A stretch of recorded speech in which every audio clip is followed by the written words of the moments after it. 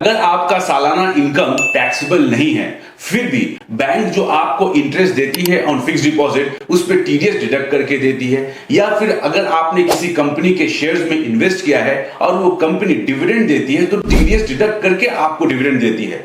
इस वीडियो में मैं आपको बताऊंगा इंटरेस्ट इनकम या डिविडेंड इनकम पे कौन सा फॉर्म आप सबमिट करेंगे ताकि कंपनी या बैंक टीडीएस डिडक्ट ना करे। Friends, welcome to our channel reorient. अगर अभी तक आपने हमारे चैनल को सब्सक्राइब नहीं किया है तो तुरंत कर ले। हम इस टाइप के कंटेंट्स आपके लिए लाते हैं ताकि आपको भरपूर बेनिफिट मिले। वीडियो में मैं आपको फॉर्म 15G और फॉर्म 15H के बारे में बताऊंगा, जिसे सबमिट करने से आप अपने इनकम पे कटने वाले टीडीएस को बचा सकते हैं। अगर आप सीनियर सिटीजन है, यानी आपका एज 60 इयर्स एंड अबव है और बैंक में आपने कोई फिक्स डिपॉजिट कर रखा है, तो ध्यान रहे अगर उस डिपॉजिट पे बैंक 50,000 रुपए से ज्यादा इंटरेस्ट देती है तो उस इंटरेस्ट पे टीडीएस डिडक्ट करेगी। अगर आप सीनियर सिटीजन नहीं है तब ये 50,000 का लिमिट घट के 40,000 रुपया है, यानी 40,000 से ज्यादा अगर बैंक आपको इंटरेस्ट देती है सालाना, देन उस पे वो टीडीएस डिडक्ट करेगी। उसी प्रकार अगर आपने किसी कंपनी के शेयर्स में इन्वेस्ट किया है और वो कंपनी आपको 5,000 रुपए से ज्यादा डिविडेंड देती है, देन वो TDS at the rate of 10% deduct करके डिविडेंड का अमाउंट आपके खाते में जमा करवाती है। आप इस टीडीएस अमाउंट को कटने से बचा सकते हैं अगर आप सेल्फ डिक्लेरेशन देते हैं बैंक में या कंपनी में। फॉर्म 15G और फॉर्म 15H एक सेल्फ डिक्लेरेशन फॉर्म है जो आप सबमिट करते हैं to bank for non deduction of TDS. देखते हैं इन डिटेल्स फॉर्म 15G और फॉर्म 15H के बारे में। आपके स्क्रीन पे एक चार्ट रिफ्लेक्ट कर रहा है जिसमें एक कॉलम में फॉर्म 15G और एक में फॉर्म 15H लिखा हुआ है।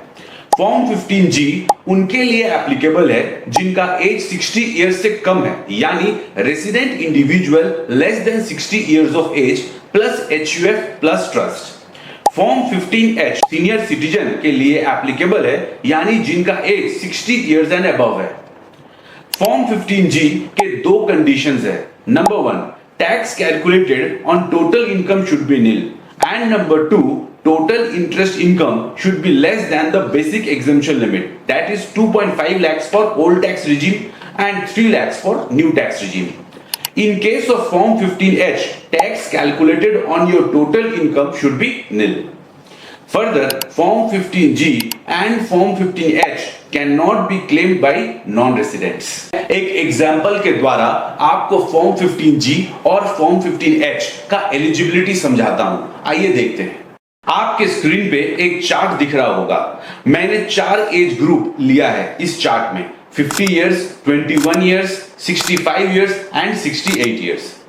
फर्स्ट कॉलम में आप देखिए आपका टैक्सेबल इनकम है 2,20,000 रुपया, therefore tax is nil, and interest income is 85,000, which is less than the basic exemption limit of 2,50,000. Therefore आप फॉर्म 15G जमा कर सकते हैं। इसी प्रकार नेक्स्ट कॉलम में अगर आपका एज 21 इयर्स है और इंटरेस्ट इनकम 2,60,000 है, यानी बेसिक एग्जम्पशन लिमिट से ज्यादा है, देन भले ही आपका tax on total income nil है, आप फॉर्म 15G नहीं सबमिट कर सकते हैं। नेक्स्ट, अगर आपका एज 60 इयर्स से ज्यादा है, यानी आप सीनियर सिटीजन है, मैंने इस एग्जांपल में 65 इयर्स और 68 इयर्स लिया है, देन सिर्फ एक क्राइटेरिया चेक करना है कि आपका tax on total income should B nil.